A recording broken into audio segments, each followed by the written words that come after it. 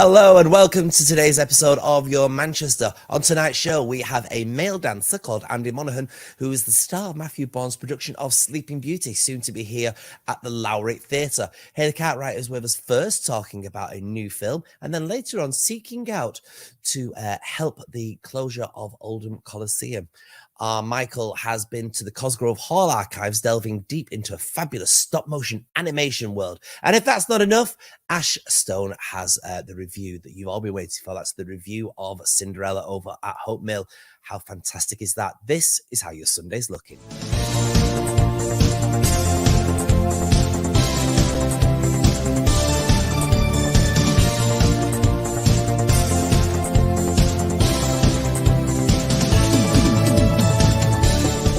Well, next we speak with a male dancer who has been described as having Gene Kelly athleticism. He trained at the Birmingham and Central Royal Ballet School and he's been part of Matthew Bourne's hub of amazing talent since 2013.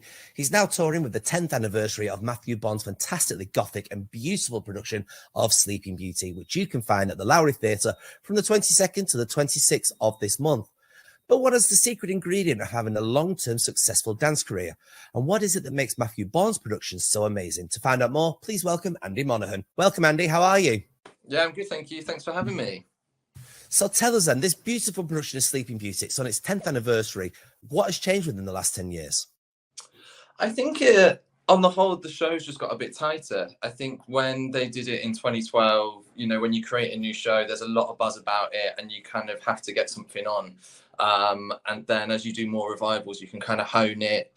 Matt's very clear with kind of what he'd like to change and tweak and adapt. So I think we get to kind of be involved in that process, which is really lovely for the dancers. Yeah. Now, why did you get into dance? What is it about dance that excites you? Oh, it's a good question. I think for me, as I've got older, it's just this amazing combination of like music and art and how you can kind of express yourself. It sounds a little bit cheesy, but it's really lovely. And I grew up with older sister who used to dance. And so I just used to follow her along and loved it and then carried on and kind of had a really lovely career. Been very lucky. Now, Matthew Bourne's productions are renowned for demanding a lot from the cast. How's the challenge been for you putting such an energetic show on? It's tough. Yeah, you're absolutely right. And I do a lot of partnering in the show. So it's kind of just making sure my stamina is as good as it can be. Fitness levels are good. We have a really great support team here. So we have a physiotherapist who tours around with us and she's amazing and kind of patches us all through when we need it. But we have a lot of strength and conditioning staff. We do ballet class or contemporary class every day to help keep us going. So things like that really, really help. Marvellous. Now, Sleeping Beauty, a wonderful show. What music do we have to accompany this beautiful production? So it's the Tchaikovsky score, the famous ballet one. So you'll definitely know some tunes from it. It's been used so much over the years. And we've got an amazing recording that they've interspersed a lot of really phenomenal sound effects over. So it's kind of feels a bit more epic. So it suits our show really well. And why should people come and watch this particular production? I think there's something for everyone. I think Matt is notorious for putting a twist on a classic fairy tale. And with this one, it's very gothic. I don't want to say too much. I don't want to ruin it. But I think it's kind of a really good show for a lot of people to come and see, even if they don't know dance very well. He's really good at creating shows that feel very welcoming to an audience. So it's very pacey. It's very funny. Hopefully you'll feel a bit emotional at times. I think it really has something for everyone. Who are you playing in this show? So I play Leo, who's our prince character, and he is a gardener at the palace. And it's really nice because we get to set up the relationship between him and Aurora before she goes to sleep. I think that was one of the major plot flaws that Matt felt that there was in the story, that this prince would come along after 100 years and wake her up and didn't even know her. So it's really nice that we get to set that up. And the woman that I play opposite, Ashley, who plays Aurora, is amazing. And she's so brilliant to dance with. Absolutely fantastic. I mean, these shows are just sensational. Anything by Matthew Bourne, you're almost guaranteed to have a wonderful night out. But what is it that is the secret ingredient for a long-term male dancer's career?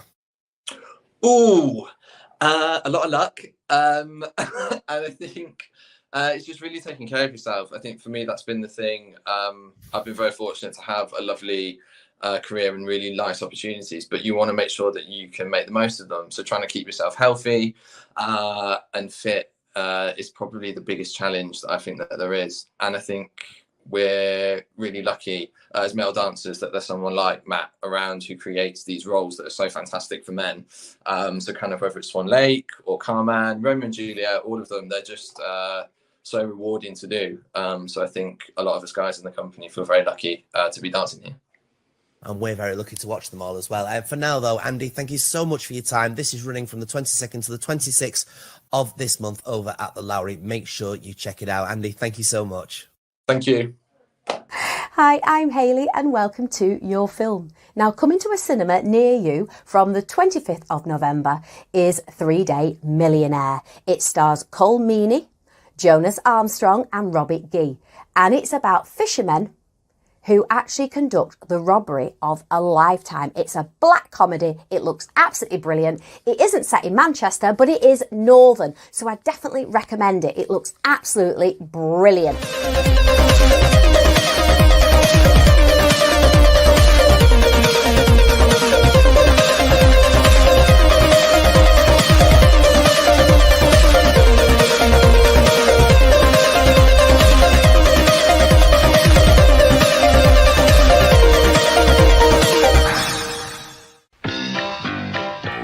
If you grew up watching programmes such as Danger Mouse, Noddy, I'd love to ring your little bell.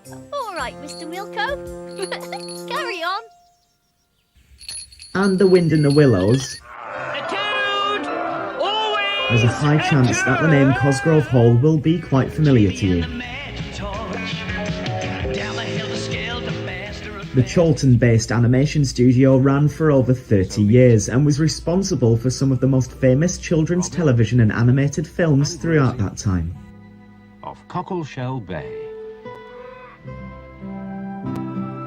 Following a fire that gutted their old studio, their archive is now housed here at the Waterside Arts Centre in Sale, alongside artefacts from sister company McKinnon & Saunders, which was launched by two former Cosgrove Hall model makers, Ian McKinnon and Peter Saunders, 30 years ago.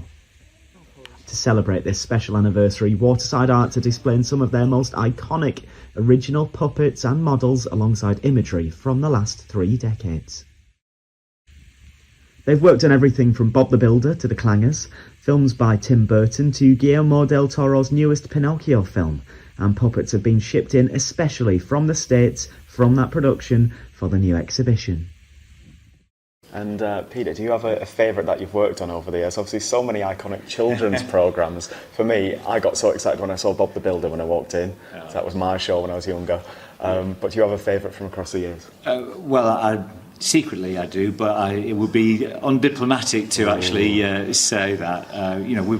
The great thing about working with Ian and I mean, with all the people that we've kind of showcased here and the clients that we've had, is that we've worked on such a big variety of projects, and they all come with their own challenges and they all come with their own rewards. We feel very lucky to have done the work we have, and I think just to single out one particular project would probably be unfair. Yeah, there's quite a diverse range of projects that we've worked on over the last 30 odd years. I know sort of, from children's television, I grew up with shows like The Clangers, and then it was a real thrill to get to work on the remake of The Clangers, I know several years ago.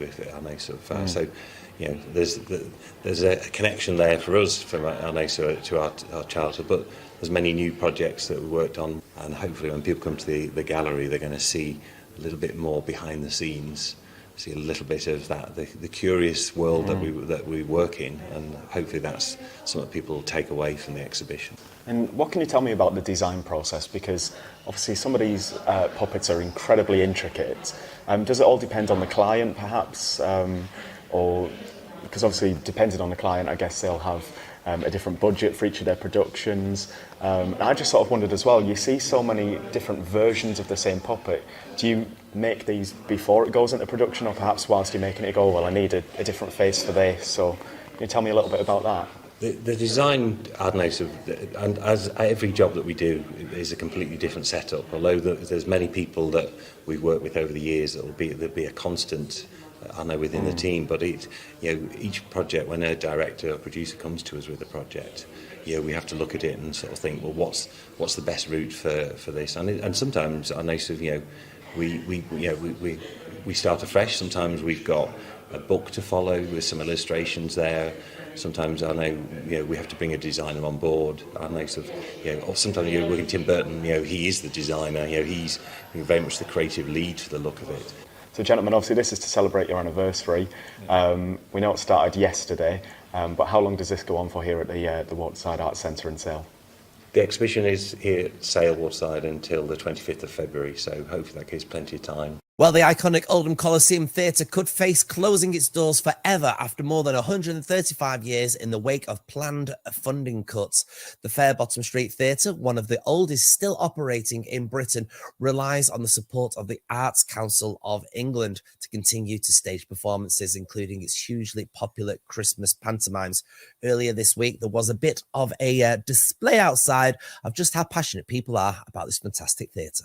I'm on my way to the Arts Council office to see if we can get the decision to take away Oldham Coliseum's funding overturned. Let's see what happens. I live in Oldham now. I have done for 30 years. I'm an Ancoats lad, but I go up there. I used to go up there before anyway, but now I go to every show when it starts. I love it. It's really important. It's part of the cultural heritage of Oldham. It's diversity. It's attracting loads of people. And it's always been part of the community for the last 100 years. It holds such a special place in all of our hearts. Anybody who's ever worked there, anybody who's ever performed there, and more than anything, anybody who's been an audience member there. The Oldham audiences are one on their own. They're completely unique. It's like a conversation between the stage and the audience. It holds such a special place. It gives that town such a sense of civic pride, and always has done. And it will be catastrophic for the town. For it to go. So we've absolutely got to do everything to save it. Fingers crossed we can get that sorted and that fantastic theatre does remain open. Well, as theatres do remain open, one theatre is doing fantastic business, and that is Hope Mill Theatre. It's got a wonderful production on at the moment called Cinderella, and we sent our Ash Stone to review it properly. Ashley Stone here for Your Manchester, and I've just been watching the fantastic new production of Rodgers and Hammerstein's Cinderella. Originally premiering over on Broadway in 2013, this has now made its European debut here at the Hope Mill Theatre in Manchester. It tells, of course, the world-famous story of Cinderella, but with a bit of a twist. It isn't a panto, it is a Rodgers and Hammerstein masterpiece. Originally, it was in fact created to showcase the talents of the one and only Julie Andrews back in a 1957 television special.